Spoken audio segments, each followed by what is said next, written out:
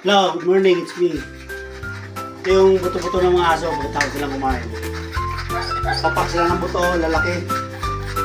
Ang ganyang kalaki, papakin nila.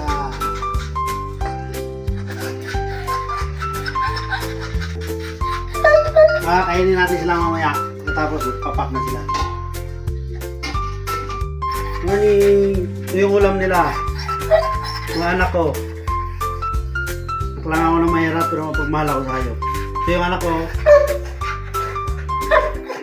Wala nyo kung ilang piraso yan. Dito marami yan. Kakaroon ng gikas sa akin. 10 piso. Binilig yan. Ulam nila.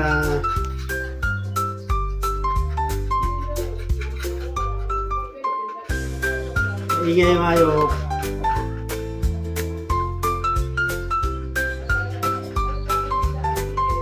Papapakain sila ng buto mamaya pagkatapos kumain.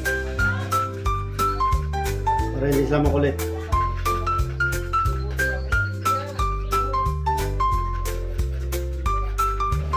Yan ang pagkain ng mga alaga namin. Mga kababayan, yan po. Para tipid. Kasi alak lang akong mahirap. Mahirap lang ako pero marunong ako magmahal ng hayop. Lalo sa mga aso ko sa. Salamat ha. Please follow. Heart naman.